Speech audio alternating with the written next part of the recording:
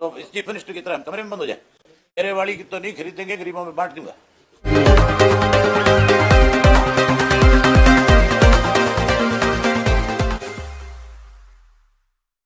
उन्होंने दूसरी जो कॉन्फ्रेंस करी उसके अंदर उन्होंने आकर के कहा कि मैं 2-3 इश्यूज के ऊपर आपसे चर्चा करना चाहता हूं। तब तक सरसों की फसल जो है पक करके तैयार होगी थी। हमारे कुछ इलाके ऐसे हैं हरियाणा के जहां सरसों जो है बहुत अर्ली आ जाती है। मेवात का एरिया है, भिवाड़ी, महेंद्रगढ़, भिवानी का इलाका है, पलवल का इलाका है। हमने मुख्यमंत्री से पूछा था कि ये जो सरसों हमारी जो फसल आ गई इसको आप कब खरीदना शुरू करोगे और आपने इसके लिए क्या इंतजाम किए? हमने उनसे कहा था कि किसान की खेत की फसल किसान के घर पे खरीदी जाए अब की बार तो ज्यादा ठीक रहेगा, क्योंकि उससे सोशल डिस्टेंस भी आपका मेंटेन रह जाएगा और किसान को भी सरसों लेकर के मंडी तक नहीं आना पड़ेगा। इसके लिए आप कोई मंडियों में बैठे जो आड़ती उनके माध्यम से खरीदो, या कोई आपकी एजेंसी जो इसको खरीदने का काम करती है उसकी जिम्मेवारी लगाओ कि वो गांव-गांव में जाकर के इसकी परचेज करे। मुख्यमंत्री ने यह कहा कि हम एक एक दाना खरीदेंगे। हमने उनसे कहा कि हम आपका सहयोग करेंगे, हम अपनी पार्टी के लोगों की भी जिम्मेवारी लगाएंगे कि कोई सरकारी अधिकारी किसान की खेत की खड़ी फसल को खरीद के लेकर के जाता है तो तुम उसका सहयोग करना। हमें लग तो ये रहा था कि ये लोग सीरियस है इस मामले में, लेकिन जिस दिन इन्होंने खरीद शुरू करी उस दिन ये मजाक बन गया। बजाय उन चीजों को सुधारने के अड़ियल रवैया अपना लिया सरकार ने। सरसों की हालत ऐसी कर दी कि किसान के खेत में 10 एकड़ में सरसों थी तो उसको पहले कहा तू 25 क्विंटल ले आएगा, फिर उसको कहा तू 40 क्विंटल ले आएगा, और जो उसके पास मैसेज गया उसमें किसी को 40 किलो कह दिया, किसी को 2 क्विंटल कह दिया। अखबार में कोई स्टेटमेंट, हमारे सामने कोई बात, और जो इनके मैसेज गए उसके अंदर पोल खुल गई। मैंने सरसा में इस तरह की जब खरीद हुई तो मुझे यकीन नहीं हुआ। मैंने अलग अलग अधिकारियों से पूछा टेलीफोन करके, उन मंडियों में जो बैठे हुए, उन्होंने कहा कि सर बात तो ऐसी है। ये एक मंडी में नहीं हुआ, ये हर मंडी में हुआ। ये जब बेकायदियां हुई तो उसी को लेकर के किसान ने भी एक फैसला कर लिया कि हम गेहूं जो है सरकार को नहीं देंगे, हम उसी माध्यम से देंगे आड़ती वाले से, जिससे हमारा एक एक दाना बिक सके और हमें पैसा मिल सके। ये बेकायदगी तो सरसों की थी। मुझे मंडियों का प्रोग्राम इसलिए बनाना पड़ा कि गेहूं की खरीद के अंदर भी शर्तें लगा दी। आप ये देखो कि इस तरह के हालात के अंदर सरकार की जिम्मेवारी तो ये बनती थी कि गांव में किसान के खेत से खरीदी जाए, और बड़ा आसान तरीका है खरीदने का। इसके लिए कोई भागदौड़ करने की जरूरत नहीं, इसके लिए कोई मारोमारी नहीं है, कोई लंबा प्रोसीजर भी नहीं है। ये प्रैक्टिकल करने की जरूरत थी।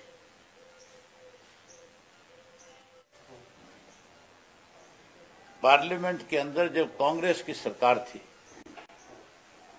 और सुषमा स्वराज जो विपक्ष की नेता थी,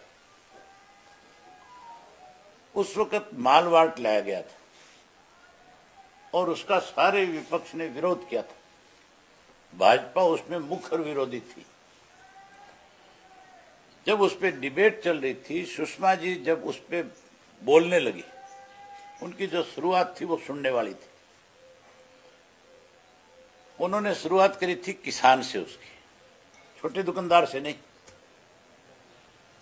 उन्होंने कहा कि भाई आप किसान को और आड़ती का रिश्ता खत्म करना चाहते हैं। आप कहते हो कि अब ऑनलाइन परचेज होगी हर चीज की, किसान के खेत की फसल भी ऑनलाइन बिकेगी।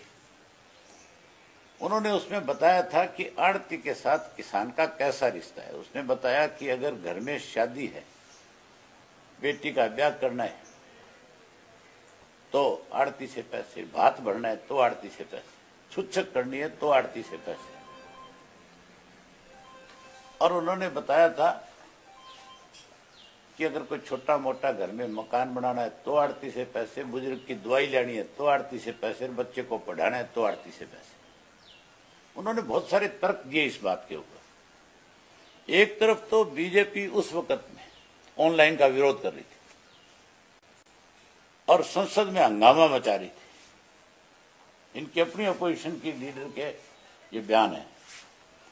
और दूसरी तरफ हमारा मुख्यमंत्री जो है इस बात के ऊपर अड़ा हुआ है कि मुझे हर हालत में ही ऑनलाइन फसल खरीद करके किसान को कमजोर करना है, किसान को मजबूर करना है, किसान का आड़ती का रिश्ता खत्म करना है। हमारे यहां पे आड़ती का किसान का जो रिश्ता है वो आज का नहीं है। ये जब से मंडियां बनी हैं 67 से, तब से है। तो उससे पहले का, मंडियां बनने से पहले का, क्योंकि पहले भी जो गांव के व्यापारी थे वो किसान की फसल खरीदते थे, आगे बेचते थे। लेकिन वो एक परमानेंट साधन बना दिया था सरकार ने, मार्केटिंग बोर्ड बना करके, कि भाई सीधा आड़ती के पास जाओ ले लो। मैं जो आपको बता रहा था कि कैसे गेहूं मंत्री के बयान देखे मैंने, खाद्य आपूर्ति मिनिस्टर के बयान देखे, वो पंजाब की तुलना में अपने आप को कहते हैं हमने ज्यादा खरीद करी है।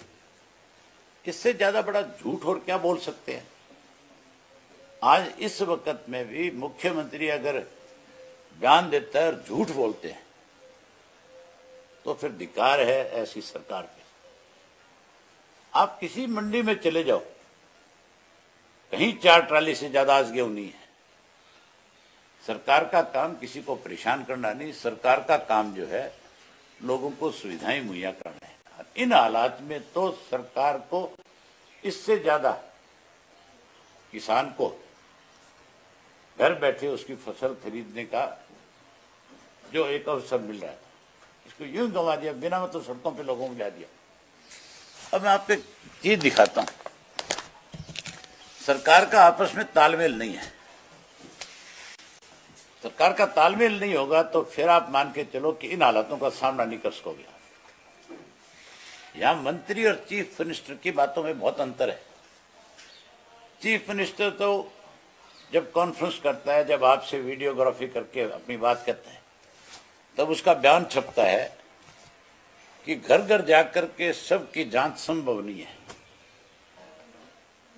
जो टेस्ट जो है,